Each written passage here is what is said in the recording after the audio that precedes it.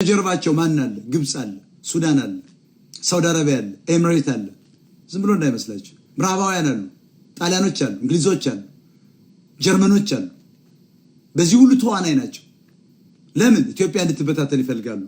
ስለዚህ ሻዕቢያና ወያኔዎች በድፍረት አሁን የሚዋጉ ዝም ብሎ እንዳይመስል ከጀርባቸው ያሉ አረቦች፣ ጽንፈኛ አረቦች አሉ። ኢትዮጵያ ወደ አረቢያ ድሮ እንደወረሩን እንደ ቱርክ አይነት እንደ ኢጅፕት፣ ግብጽ ያለ ዘላለማዊ ጠላት ከጀርባ አለ።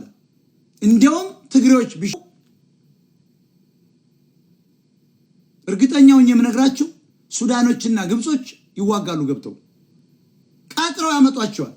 ግብጾች ለአባይ ሲሉ ታጥቀው እንደሚዋጉ ተጠራጠሩ። እንግሊዞች የአድዋ ሰዎች ቢሸነፉ እንግሊዞች ነጮች ጠመንጃ ታጥቀው ታገኛቸዋል። ስትማርካቸው ምንድናችሁ ስላ እኔ ትግሬ ነኝ ነው። ስለዚህ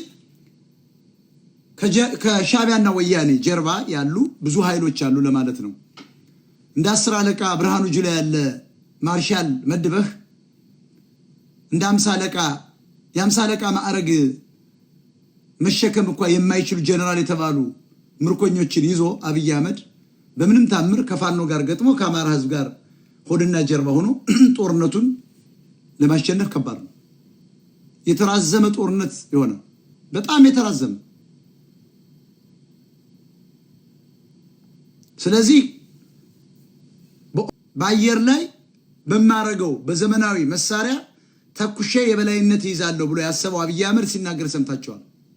በድሮን ሊሆን ይችላል። የእግረኛ ጦሩን መተማመን አልቻለም። ምክንያቱም አማራ የሚባለው ከርቶታል። በብዙ ፋኖ ሰልችቶ እነዘመን እነዚህ አሰልችተውት ወደ 4 ኪሎ ምን ማንር ከሆነ ትግራይ እየተዋጋ ስለሆነ በአብዛኛው እኮ ፋኖ ለአብይ እጅ እየሰጠ ነው።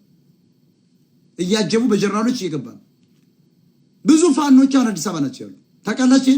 እየተዋጉ አሁን ፋኖ የነበሩ ጎንደሬዎች በሙሉ አዲስ አበባ ገብተዋል። ለምን? ራያን ምንድነው ወልቃይትን አሳልፎ መስጠት አይችሉም በፍጹም። አብይ በአየር ላይ ባለው በእግረኛ ሜካናይዝ ሳይሆን በአየር ላይ ባለው ነው ማጠቃ ብሎ ነው ያሰበው። ስህተት ነው። ለምን? እነሱም ተገጣጣሚ የሆኑ ድሮኖች በግብጽ በኩል ገብቶላቸዋል። ህዋትና ሻዕቢያ ታጥቀዋል። ጦርነቱ አይቀርም። ጦርነቱም ቀላል አይሆንም ለማለት ነው። ስለዚህ ጦርነቱ መጣ። አሁን አማራ እንዳትጨነቅ። ጦርነቱ ሲመጣ መጨነቅ ያለባቸው ለዘመን ምንም እንዳይመስል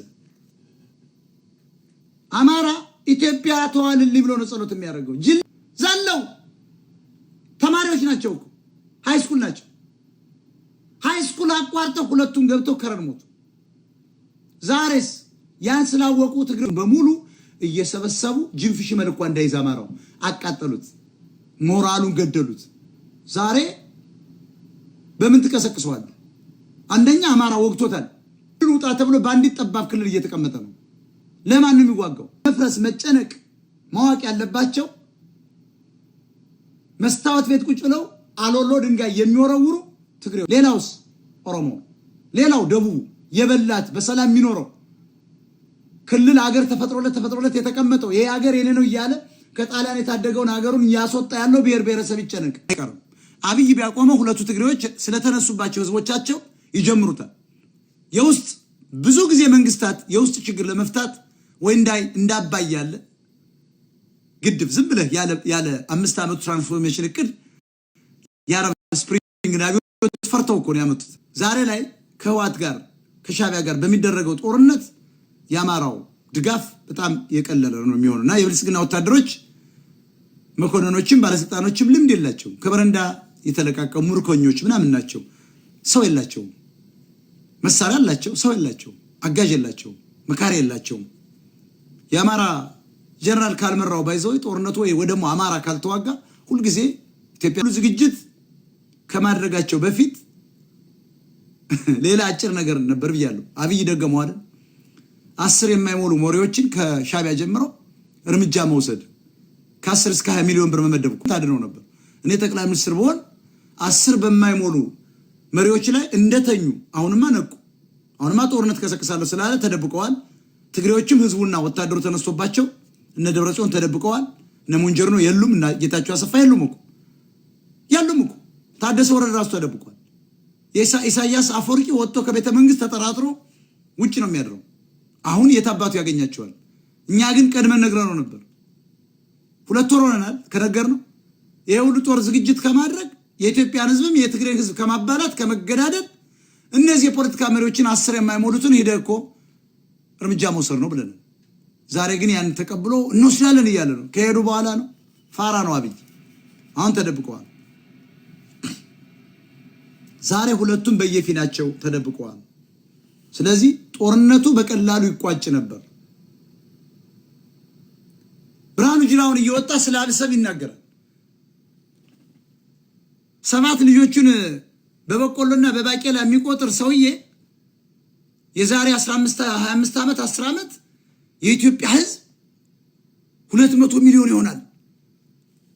ወደብ ያስፈልገዋል። ጀግና ነው፣ ሄዶ ይዋጋል።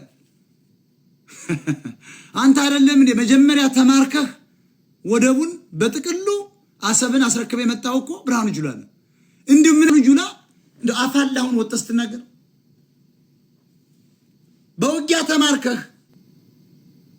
ስለዚህ አሁን ጦርነቱ ዛሬ ባጭሩ የነገርኳችሁ አይቀርም ነው።